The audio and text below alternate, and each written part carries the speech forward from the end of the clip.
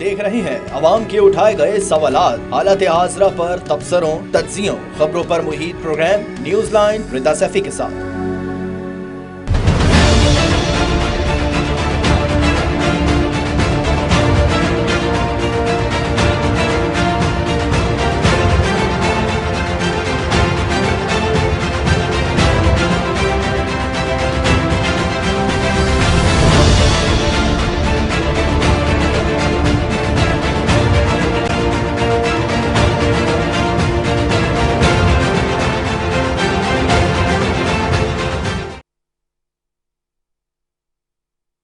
अस्सलामुअलैकुम, मैं हूँ रिदा सैफी। नाजरीन, एक तरफ जो है मईशत के एतबार से वो अच्छी खबर आती है, वो ये है कि जी सऊदीया के बाद जो है वो मुत्तहदा अरब अमारात ने भी पाकिस्तान को $1 अरब मुंतकिल किए हैं। और आज ही इसी हवाले से वजीर आजम साहब भी कहते हैं कि हमने मजबूरन IMF प्रोग्राम को कबूल किया, हमने सियासत पर दाव पर लगाया और रियासत को बचाया। हाजी सनाउल्लाह समेत पाकिस्तानियों की दुआओं से IMF के इम्तिहान से निकले हैं। यानी कि एक तरफ अपने पार्टी के जो सियासतदान हैं उनको खासतौर पे क्रेडिट दे रहे हैं, उनकी दुआओं को, क्योंकि तमाम लोग इन दिनों, आपको मालूम है, पिछले दिनों सब हज पे गए हुए थे और इसीलिए एक अंदाज में उन्होंने ये बात की। और लाइटर नोट पे साथ ही हुकूमत की मुद्दत 14 अगस्त को खत्म होगी, इंतखाबात जब हों ऐलान इलेक्शन कमीशन करेगा। वजीर आजम ने आज ये भी बता दिया है कि आज दुआ करें कि IMF बोर्ड की मीटिंग है, आज IMF प्रोग्राम मंजूर हो जाए, और वो हो भी चुका है। अब चूंकि जराए की बता रहे हैं कि IMF ने वजारत खजाना का गर्दिशी कर्जा रोकने का प्लान मंजूर किया है, साथ ही ये भी लेकिन वार्निंग दी है कि अगर शराइत पर अमल ना किया तो आइंदा इससे ज्यादा सख्त शराइत होंगी। ये एक खुल्लम खुला वार्निंग है जो कि IMF की तरफ से है। इसी के साथ साथ जहां पे ये बात आती वहीं पे इंटर बैंक और ओपन मार्केट में डॉलर मजीद सस्ता हुआ, और साथ ही जी सोना भी सस्ता हो गया है आज।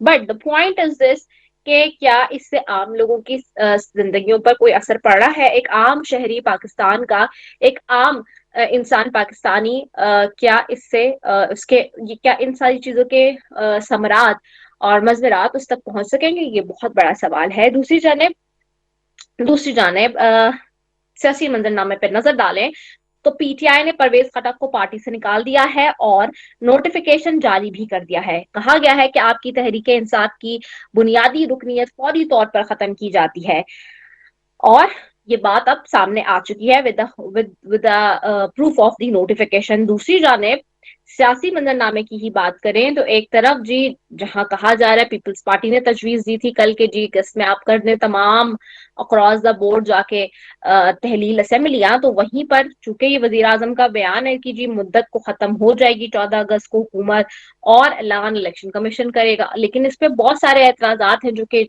JUI की तरफ से भी आ रहे हैं, पीपल्स पार्टी भी कह रही है, और सिंध में भी कुछ चल रहा है। तो ये सारी चीजें जिसके ऊपर हम बात करेंगे। दूसरी जानब जी, लेकिन बताया कि जाता है कि कुछ लोग ये कह रहे हैं कि इलेक्शन उस वक्त होगा जब चेयरमैन PTI ना अहल हो चुके होंगे, यानी कि एक फर्द वाहिद की जो ऑपोजिशन की जमात है अगेन जिस पे बात हो रही है, और उसको अगेन डिस्क्वालिफिकेशन की तरफ सबकी ये रजामंदी है कि जाया जाए। इट क्लियरली इंडिकेट्स कि जी यहाँ पे तो हम ये देख ही लेते हैं कि पाकिस्तान में माजी से सियासतदानों ने कुछ नहीं से सीखा, ना से सियासतदानों ने, ना सिस्टम में। तर्ज रिवायत वही है, हालांकि पूरी दुनिया का तर्ज रिवायत अब चेंज होता जा रहा है, और दुनिया चाहे सियासी मंजरनामे पे देखिए, चाहे आप मईशत का मामला देखिए, या फिर टेक्नोलॉजी में देख लीजिए, हर तरीके से मुख्तलिफ अंदाज से आगे बढ़ रही है। लेकिन क्या हम बहैसियत पाकिस्तानी अपने तर्ज तौर और तौर तरीकों को चेंज कर रहे हैं, चाहे सियासत हो, मईशत हो, या कोई और बात हो? ये एक बहुत बड़ा सवाल है। दूसरी जानिब जी, ये इस सब पे आज हम बात करेंगे, और जो चीजें हैं उसको एक नए तरीके से कैसे देखा जा सकता है, क्या कोई विजन है हमारे यहाँ आगे बढ़ने का, या उसी वही तर्ज तौर की सियासत है, एक रिवायती जिसको कहते हैं, या फिर कुछ नया भी नहीं दिखेगा? इसी सब पे बात करेंगे जी। आज बड़े जबरदस्त मेहमान है पैनल में, और बड़े सीनियर लोग हैं सारे साथ। आगा मसूद साहब हैं, सीनियर तजज़ियाकार बैठे हैं जी, साथ सेनेटर ताज हैदर साहब हैं, پاکستان پیپلز پارٹی کے CC کے ممبر ہیں اور بڑے سیزن پالیٹیشین ہیں جی. یاسین آزاد صاحب بھی بڑے سینئر آدمی ہیں, سابق صدر بھی سپریم کورٹ بار کی مسلم لیگ نون سے. آپ تینوں معزز مہمانوں کا بے حد شکریہ. سب سے پہلے جی تاج حیدر صاحب آپ کی طرف آنا چاہوں گی. سر آپ کو میری آواز آ رہی ہے؟ جی جی. تاج حیدر صاحب سب سے پہلے آپ کی طرف آؤں گی. سر کل ایک پیپلز پارٹی کی تجویز ہم نے دیکھی سامنے آئی الیکشن کے حوالے سے, اسمبلی کی جو مدت ہے اس کے حوالے سے اور اسمبلی تحلیل کرنے کے حوالے سے. اور آج شہباز شریف صاحب کا اسٹیٹمنٹ ہم دیکھتے ہیں جو انہوں نے حکومت کی مدت جو 14 اگست کو ختم ہو رہی ہے اس کے حوالے سے کہا, اور پھر کہا ہے کہ انتخابات جب بھی ہوں الیکشن کمیشن کرے گا. How do you see both the things?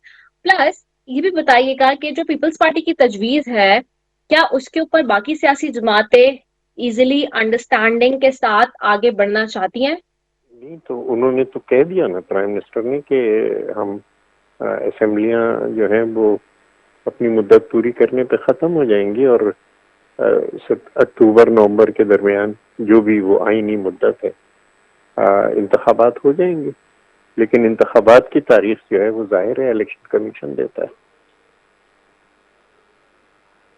Okay sir, اس سے پہلے لیکن جو ہمارے پاس اس وقت سینسس ہوئی نہیں, اور آپ تو اس معاملے کو بہت بہتر طریقے سے سمجھتے ہیں کیونکہ آپ اس کو دیکھتے بھی رہے ہیں اور ساری چیزیں کو مانیٹر کرتے رہے بڑا کلوزلی بھی اور ہینڈل بھی. یہ جو سینسس کے حوالے سے ہم دیکھتے ہیں کہ ساری سیاسی جماعتوں کو اختلافات ہیں اس کے اوپر, ایون تحفظات ہیں اگر میں کہوں تو وہ زیادہ صحیح بہتر لفظ ہوگا.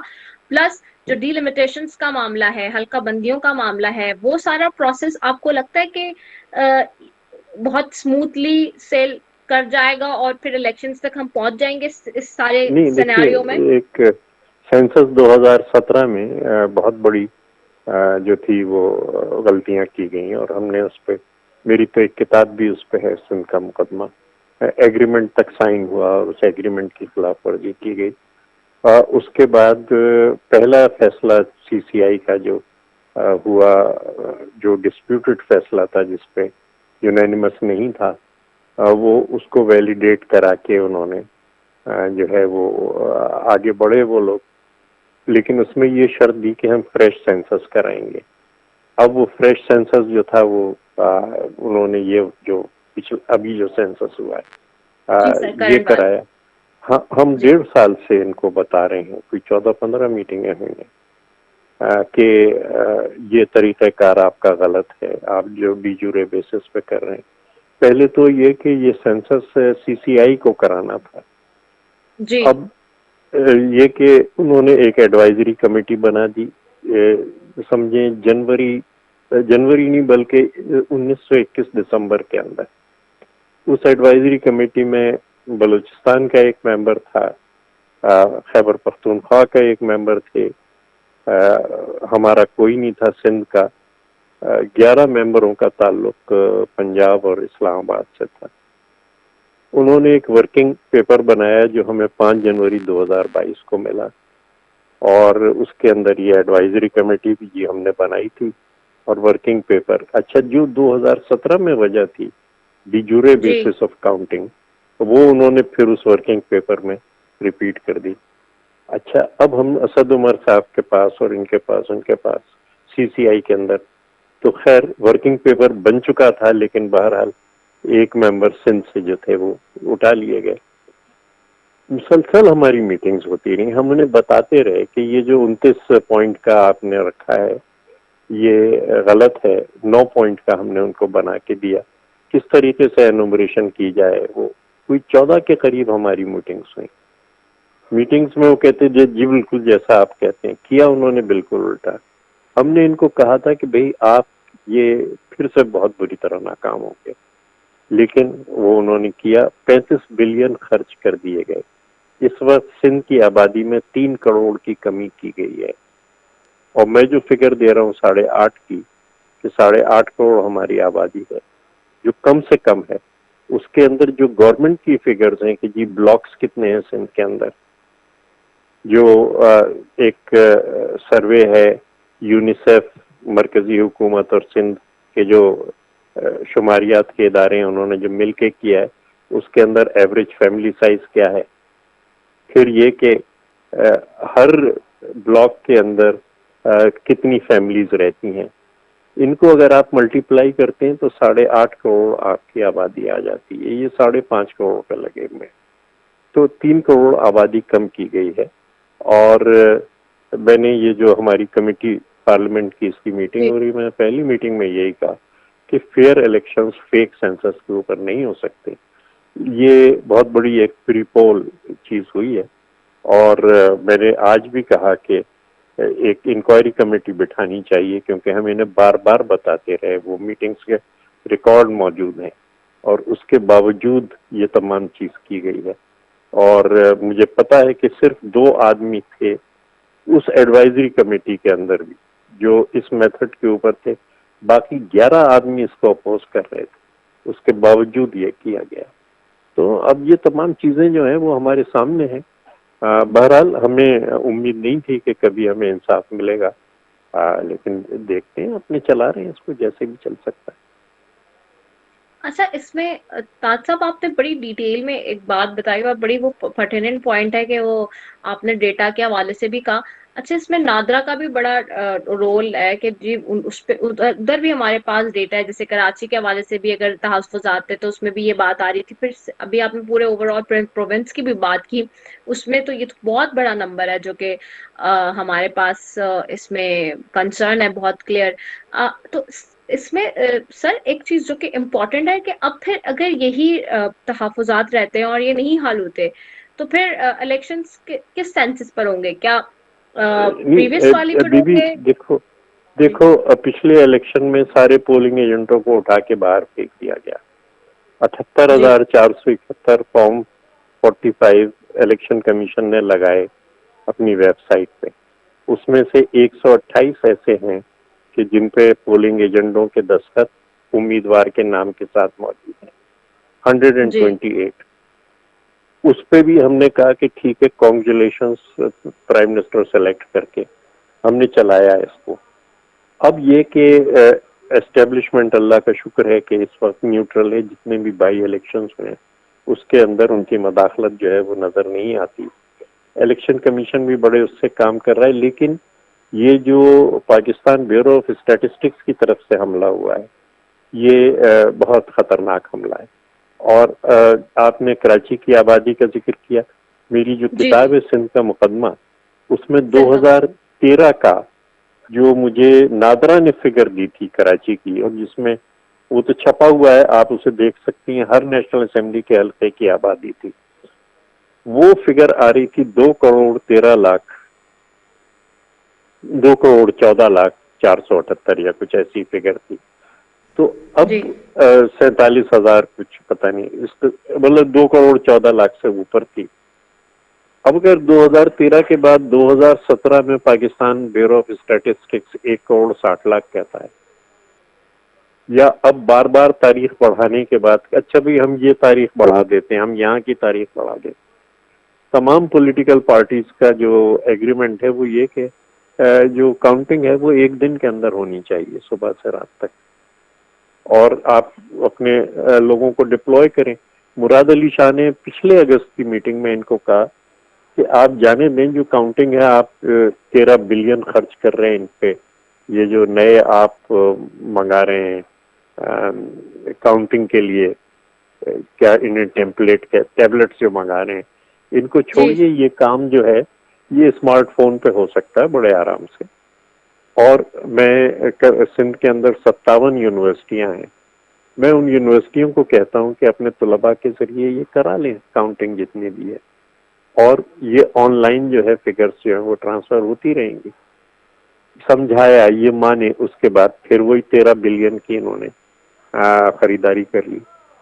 تو یہ جو تمام چکر ہے, اور میں پوری ذمہ داری سے کہہ رہا ہوں, صرف 2 ممبران اس ایڈوائزری کمیٹی کے تھے جو ڈیجورے بیسس کو سپورٹ کر رہے تھے, باقی 11 ڈیفیکٹو بیسس کو کہہ رہے تھے.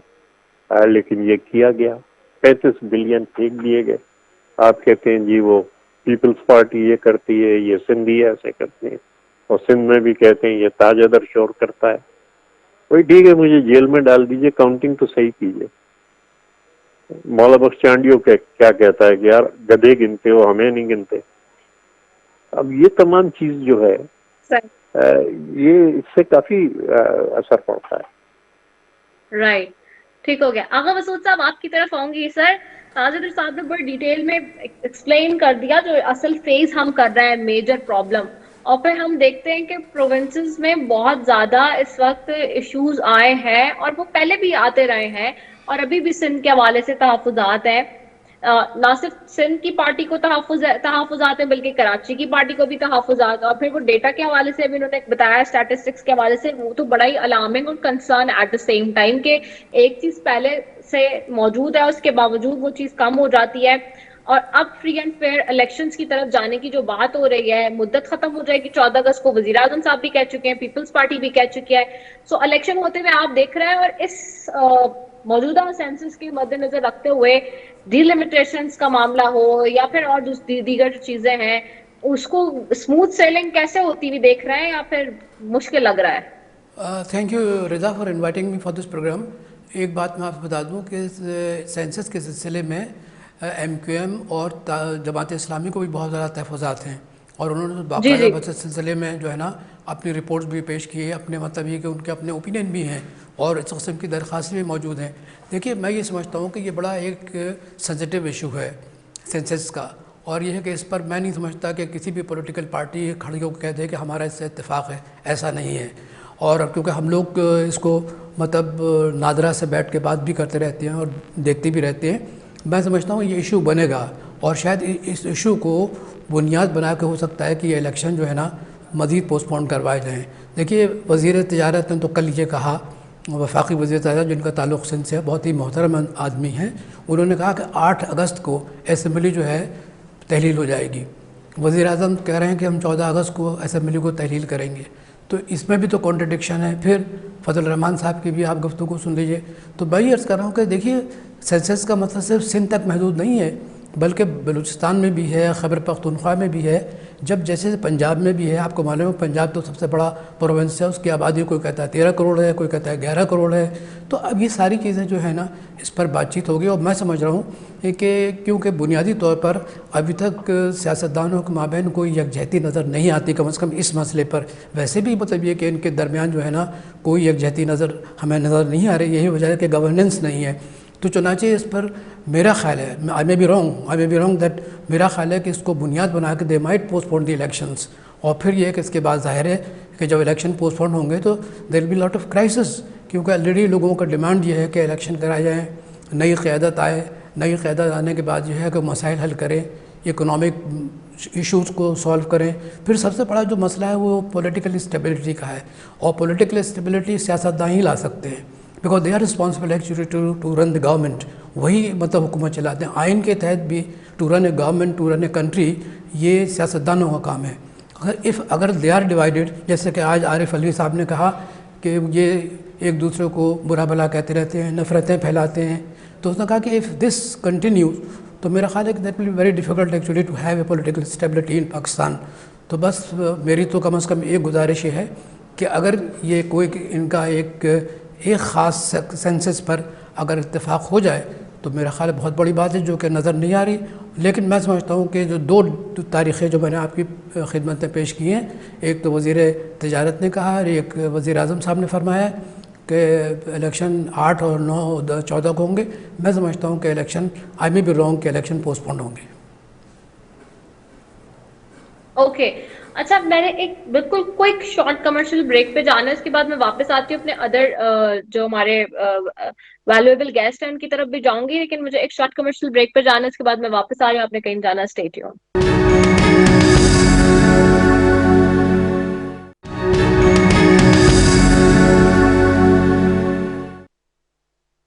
ویلکم بیک ناظرین, اور بریک پہ جانے سے پہلے جی بات ہو رہی ہے کہ اگر 14 اگست کو یا 8 اگست کو جو بھی جس طرح سے بات ہو رہی ہے جی, حکومت کی مدت ختم ہوتی ہے تو اس کے بعد الیکشنز کی اسموتھ سیلنگ اور اس کی جو فیسیبلٹی ہے وہ کیا ہو سکتی ہے in current circumstances. Moving forward to our next speaker جی, میں ذرا جاتی ہوں ہمارے مہمان گیسٹ کی طرف. ہمارے جو گیسٹ نصیب آغا صاحب ہیں ان کی طرف بھی جاؤں گی. نصیب آغا صاحب آپ کی طرف بھی آؤں گی. سر, یہ جو اس سچویشن ہے اوور آل, اور جیسے بھی آپ نے یقیناً سنا ہوگا، سینٹر تاج حاضر صاحب کو بھی سنا ہوگا مسعود صاحب کو بھی سنا ہوگا، آپ کیا انالیسس کریں گے اس ساری سچویشن پہ، اور آپ اس کو کیسے دیکھ رہے ہیں الیکشن کی جو اسموتھ سیلنگ ہے اس کے حوالے سے؟ دیکھیں، ایک بات تو میں بالکل آپ کو کلیئر کرتا چلوں کہ حلقہ بندیوں اور مردم شماری کے نام پر اب الیکشن پوسٹ پون نہیں ہو سکتے. ہمارا قانون بھی یہ ہے، ہمارا آئین بھی یہ ہے، اور الیکشن کمیشن آف پاکستان کو بھی اس بات کا پتہ ہے کہ جب ہمیں اس چیز کا اندازہ ہوتا ہے کہ حکومت کی مدت فلاں تاریخ کو ختم ہو رہی ہے، تو اس سے پہلے الیکشن کمیشن آف پاکستان کو مردم شماری اور حلقہ بندیوں کا جو عمل ہے وہ مکمل کرنا ہوتا ہے. اب اگر 14 اگست کو حکومت کی مدت ختم ہو رہی ہے 13 اور 14 اگست کو.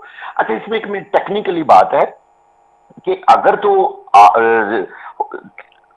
8 اگست کو یا 9 اگست کو یہ حکومت کی مدت ختم ہو جائے تو الیکشن دیر سے الیکشن آئیں گے، اور اگر 14 اگست کو ہوگی تو اس میں کم ٹائم رہ جائے گا، اور وہ تقریباً ٹیکنیکلی کوئی اس میں 20-25 دن کا فرق آ رہا ہے. یہاں تو آپ کو شاید تھوڑا سا فرق نظر آ رہا ہوگا. اچھا، اب ایشو یہ ہے کہ ایک پارٹی چاہتی ہے کہ الیکشن ڈیلے ہو جائیں، جبکہ پاکستان پیپلز پارٹی کی دلی خواہش ہے، کیونکہ میرے پورے جو کیریئر میں نے دیکھا ہے کہ پاکستان پیپلز پارٹی عام طور پر انتخابات پر، جمہوریت پر اور فیر الیکشن پر یقین رکھتی ہے، جو ہم نے آج تک دیکھا ہے. اچھا، اس موجودہ سینیریو میں چونکہ وہ ان کا حکومت کا حصہ ہیں، اس کے باوجود پاکستان پیپلز پارٹی نے ہمیشہ اس چیز کی سپورٹ کی ہے کہ الیکشن جو ہیں وہ ٹائم پہ ہونے چاہیے. اور میرا خیال ہے کہ یہ جو الیکشن اگر ٹائم پہ ہونے جا رہے ہیں تو اس میں پاکستان پیپلز پارٹی کا بہت بڑا حصہ ہے، ان کی بہت بڑی کنٹریبیوشن ہے. ان کی بھی تو ظاہر ہے اپنی جو حصہ ہے حکومت میں وہ بھی ختم ہونا ہے نا. لیکن آپ ایک چیز کو دیکھیے کہ جو مسلم لیگ نون ہے، یعنی پی ڈی ایم ہے، کیونکہ پیپلز پارٹی جو ہے وہ پی ڈی ایم کا پراپر حصہ تو ہے نہیں، وہ حکومت میں اتحادی ضرور ہے لیکن پی ڈی ایم میں نہیں ہے. اب آپ دیکھیں پوری کی پوری پی ڈی ایم ابھی الیکشنز کے لیے بالکل نہ تو اپنے آپ کو تیار سمجھ رہی ہے، اور غالباً وہ جس طرح کا خالی گراؤنڈ ان کی خواہش ہے کہ اس طرح ہمیں رنگ جو ہے باکسنگ رنگ میں کوئی اور لڑ ہی نہ رہا ہو اور ہم آپس میں سارے جو کولیشن پارٹنر ہیں وہی لڑیں الیکشن، یہ ان کو مل نہیں رہا. اور نظر یہ آ رہا ہے کہ ان کی خواہش کے مطابق تو یہ الیکشن پوسٹ پون ہو جائیں گے. لیکن آپ کو پتا ہے جیسے کہ پاکستان میں مائٹ از رائٹ کی بات ہے، سپریم کورٹ آف پاکستان کا واضح حکم جو پنجاب میں جو الیکشن ہونے تھے وہ آج کے دن تک، یہ جب آپ پروگرام کر رہے ہیں کہ وہ حکم اسی طرح اس وقت بھی قائم دائم ہے، لیکن اس پہ عمل درآمد نہیں ہوا. اب آپ مجھے بتائیے اگر 14 اگست کو اسمبلیاں ٹوٹ بھی جاتی ہیں تو یہ کہتے ہیں ہم الیکشن نہیں کرواتے.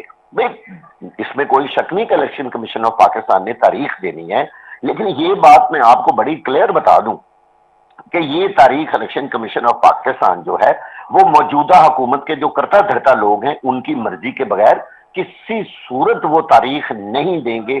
نہ کسی نے آئین کو دیکھنا ہے، نہ کسی نے قانون کو دیکھنا ہے. یہاں ایسی ایسی تعویلیں نظر آئیں گی، آپ کو ملیں گی کہ جی اب لا اینڈ آرڈر کا پرابلم آ گیا ہے. یعنی وہ حلقہ بندیاں نہیں ہوگی، وہ چیزیں نہیں ہوگی کہ مردم شماری نہیں ہوئی، آپ کو نئی اختراعیں ملیں گی، آپ کو نئی وجوہات ملیں گی الیکشن کو پوسٹ پون کرنے کے لیے. تو یہ بڑا عجیب و غریب کھیل ہو جائے گا.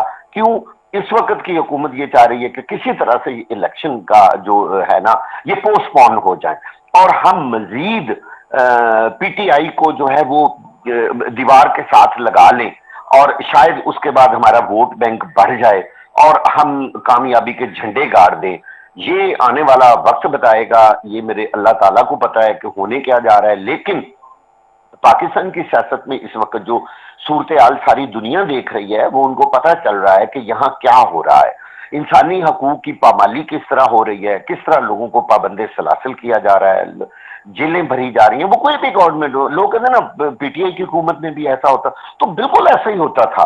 بات یہ ہے کہ ہم اپنے اصل مسائل کی طرف توجہ نہیں دے رہے اور آپس کی لڑائیوں جھگڑوں میں پڑے ہوئے ہیں. عوام رو رہی ہے، پیٹ رہی ہے، لوگوں کے پاس روٹی نہیں ہے، بجلی کے بل کوئی شخص نہیں دے سکتا. لوگ خودکشیاں کر رہے ہیں، لیکن سیاستدان جو ہیں وہ دیکھ لیں آپ کے سامنے اپنی سیاست چمکا رہے ہیں اور حکومت کے لیے لڑ رہے ہیں۔ Okay, coming back towards centre, Taj Haider صاحب آپ کی طرف واپس آؤں گی، آپ کو آواز آ رہی ہے؟ تاج حیدر صاحب آپ کو میری آواز آ رہی ہے؟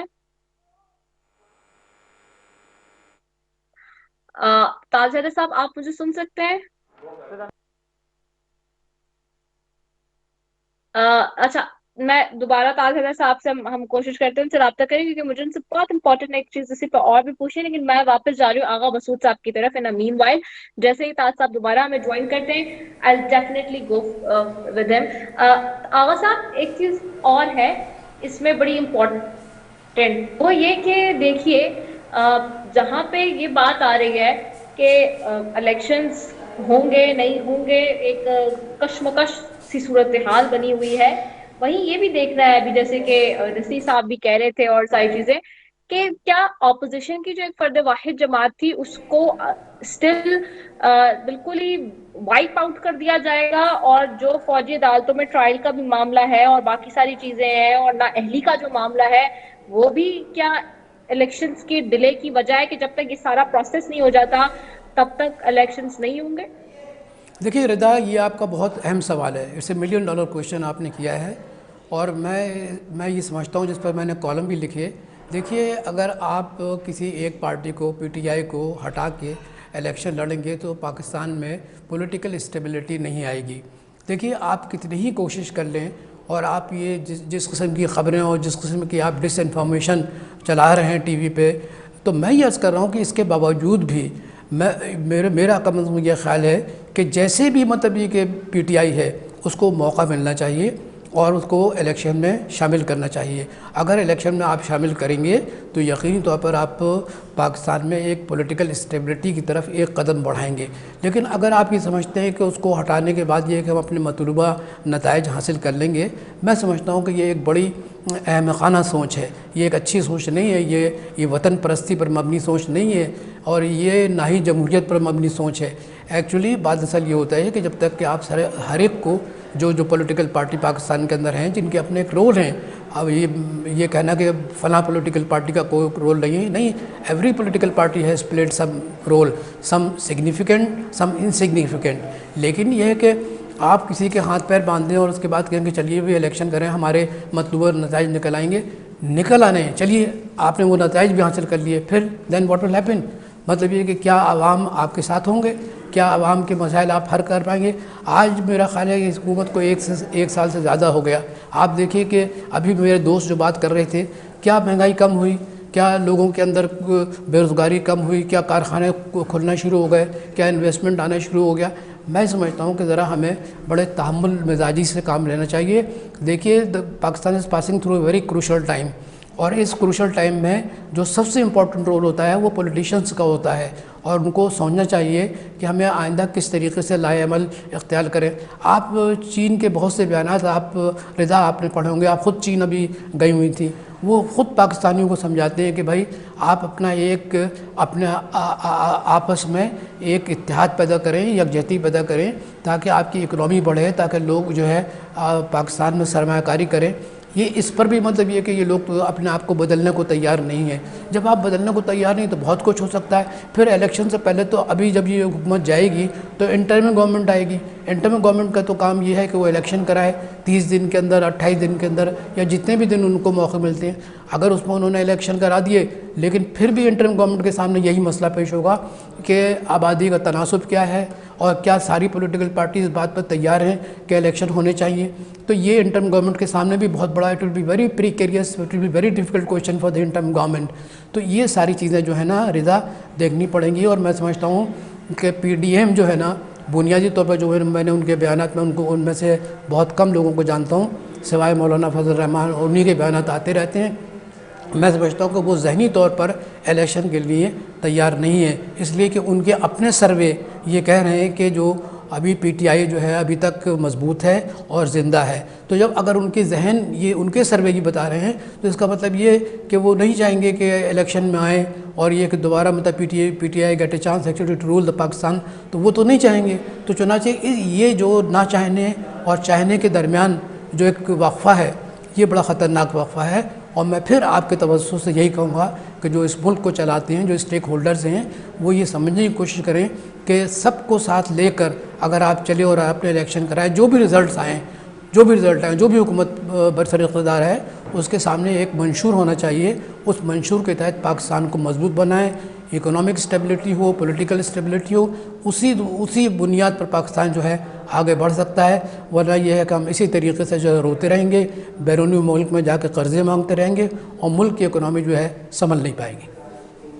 لیکن اس میں آغا صاحب ایک چیز اور ایڈ آن کریے, بالکل آپ نے ٹھیک کہا کہ دنیا میں مشورہ دے رہی ہے مصلحت کرنے کے لیے کہ جی آپ لوگ بیٹھ جائیں اور صلح کر لیں, صلح کرنے کے لیے مشورہ دے رہی ہے, آپس میں یونٹی کا مشورہ دے رہی ہے, لیکن ہمیں نہیں سمجھ آ رہی ہے بات. مور اوور اس میں ایک چیز اور بھی ہے, وہ یہ کہ کیا ہم جو وہ بات سن رہے تھے, کنٹینیوسلی سن رہے تھے کہ جب سے یہ حکومت آئی تھی کہ جی انصاف کا ترازو برابر ہوگا, پلڑا برابر ہوگا, تو یہ تو ایمان لگتی ہے کسی کی, لیکن یہ لگ نہیں رہا کہ واقعی کیا ہو بھی جائے گا تو کیا وہ واقعی انصاف کہلایا جائے گا یا پھر یہ کسی کی خواہش کے اوپر ہو رہا ہوگا سارا معاملہ. دیکھیے مریم صفدر جو آپ نے بتایا رضا, مریم صفدر ہمیشہ یہ کہتی تھی کہ لیول پلینگ فیلڈ ہونا چاہیے, ترازو کے پلے برابر ہونے چاہیے.